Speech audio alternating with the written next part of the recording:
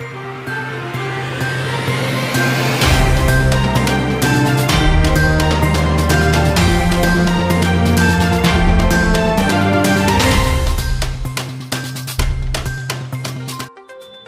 मैं प्रदीक्षित, आप देख रहे हैं न्यूज भारत 24। आइए देखते हैं प्रदेश से लेकर जिले स्तर तक की तमाम छोटी बड़ी खबरों को। सबसे पहले नजर डालते हैं कुछ प्रमुख खबरों पर। बीएसपी के गठबंधन से आजमगढ़ से जीते अखिलेश विधानसभा चुनाव में यहां से भाग गए। मायावती ने विरोधियों पर साधा निशाना कहा, 5वीं बार वह बनेंगी मुख्यमंत्री। आजमगढ़ मंडल की 21वीं विधानसभा सीटों के लिए जनसभा को पहुंची बसपा प्रमुख मायावती ने अखिलेश को उनके घर में ही जबरदस्त चुनौती दी। खचाखच भीड़ के बीच मायावती ने दावा किया कि यहां पर मौजूद लाखों की भीड़ यहां बता रही है कि पूर्वांचल में बीएसपी ही नंबर 1 रहेगी और बहन जी 5वीं बार मुख्यमंत्री बनेंगी। उन्होंने अखिलेश यादव पर खास तौर पर निशाना साधा। उन्होंने कहा कि अखिलेश यादव लोकसभा चुनाव में बीएसपी के गठबंधन के बल पर यहां से सांसद बन गए थे, लेकिन इसके बाद नजर नहीं आए। अब चुनाव के दौरान वह भी आजमगढ़ मंडल की बजाय वाराणसी मंडल में भटक रहे हैं। आजमगढ़ से चुनाव ना लड़कर वह करहल में चुनाव लड़ने चले गए और वहां भी अपने पिता को लेकर चुनाव प्रचार कर रहे हैं। वहीं सपा की बसपा को बी टीम बताए जाने का आरोप पर उन्होंने जवाब दिया कि सपा ही बीजेपी की बी टीम है। सपा के लोग यहां विधानसभा सीट में वह कमजोर हैं, वहां पर प्रचार कर रहे हैं कि बीएसपी को वोट ना कर भाजपा को ही वोट करे, जिससे बीएसपी सत्ता में ना आने पाए। इस प्रकार समाजवादी पार्टी के लोग ही भाजपा से मिले हुए हैं। उनका इतिहास भी रहा है। जिस प्रकार से मुलायम सिंह यादव ने प्रधानमंत्री नरेंद्र मोदी को आशीर्वाद दिया था, जिस प्रकार से अखिलेश यादव ने कल्याण सिंह को गले लगाया था और 2003 में उनको मुख्यमंत्री पद से हटाकर भाजपा के सहयोग से सरकार बनाई गई थी, तो सपा का यह इतिहास रहा है। वहीं कांग्रेस पर भी उन्होंने निशाना साधा कि खुद को दलित उत्पीड़न के मामले में मसीहा बताने वाली कांग्रेस की यूपी प्रभारी केवल फोटो खिंचवाती हैं। उन्होंने कहा कि जिस प्रकार से कांग्रेस की राष्ट्रीय अध्यक्ष सोनिया गांधी हैं, उसी प्रकार से बसपा की वह खुद राष्ट्रीय अध्यक्ष हैं। सोनिया गांधी कहीं दलित उत्पीड़न के मामले में नहीं जाती, बल्कि और लोग जाते हैं। आइए सुनाते हैं बहन कुमारी मायावती ने क्या कुछ कहा है।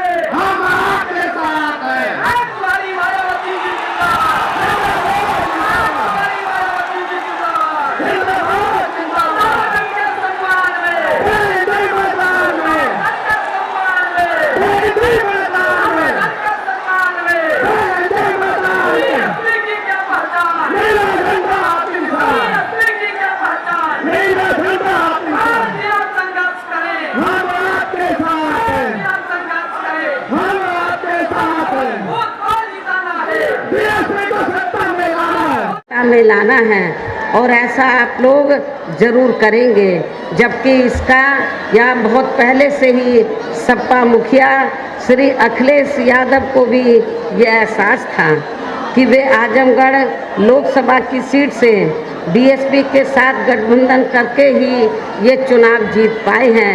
लेकिन अब ये गठबंधन खत्म हो चुका है और ना ही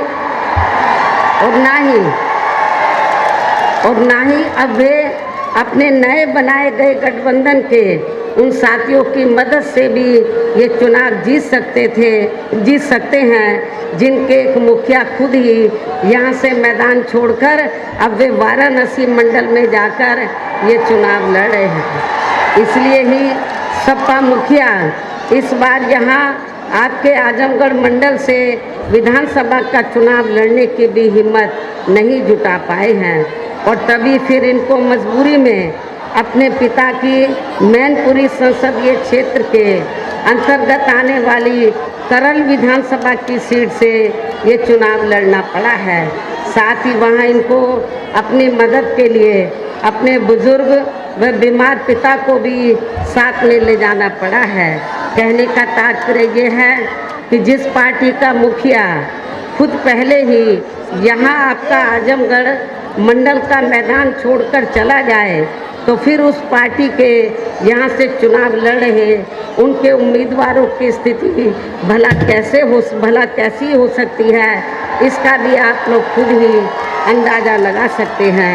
ऐसे में यहाँ के लोगों को सपा को वोट देने का मतलब है सीधा बीजेपी को फ़ायदा पहुँचाना है, जिसे फिर से सत्ता में आने से रोकने के लिए बीएसपी पूरे जी जान से लगी है।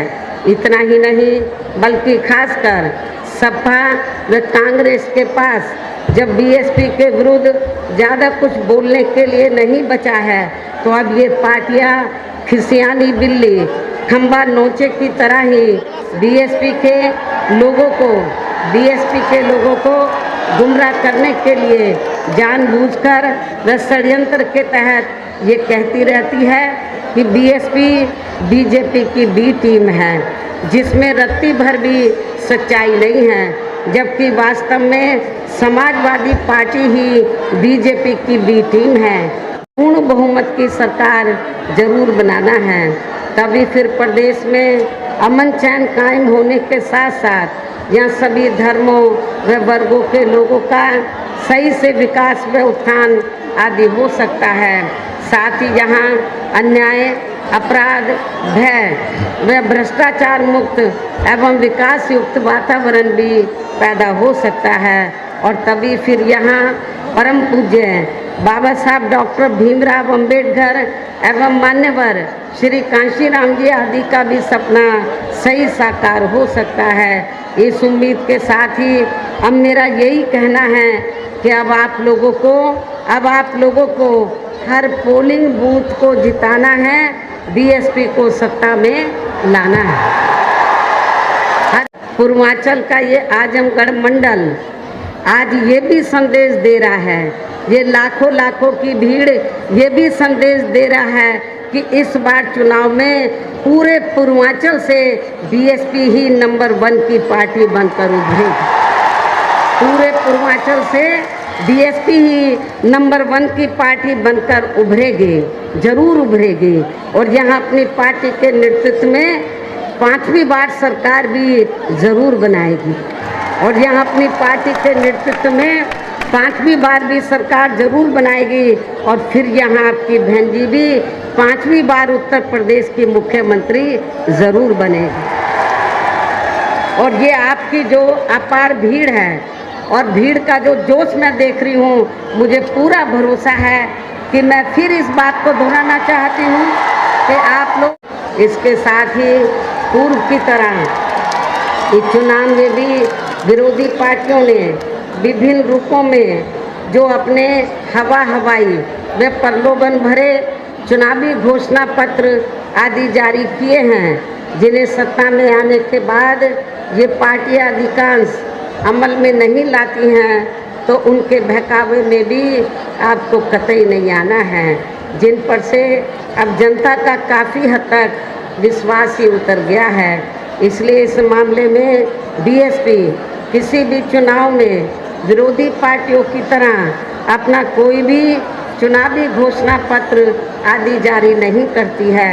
वैसे भी बीएसपी कहने में बहुत कम बल्कि कार्य करके दिखाने में ही ज़्यादा विश्वास रखती है, और ऐसा हमने यहाँ यूपी में अपनी चारों रही सरकारों के दौरान करके भी दिखाया है। इसके साथ ही हमारी पार्टी की चारों रही सरकारों ने प्रदेश में बिगड़ी हुई कानून व्यवस्था को सुधारने के साथ साथ प्रदेश के विकास व आम जनहित के लिए जो असंख्य अति महत्वपूर्ण कार्य किए हैं, वो अभी तक यहाँ किसी भी विरोधी पार्टी की रही सरकार ने नहीं किए हैं, बल्कि ज़्यादातर उन्हीं कार्यों के नाम व स्वरूप आदि बदलकर अब विरोधी पार्टियों की सरकारें उन्हीं को ही भुनाने में लगी रहती हैं। लेकिन उन कार्यों के प्रति उनकी नीयत व सोच सही नहीं होने के कारण उसमें भी ये पार्टियां ज़्यादा सफल नहीं हो पाई हैं।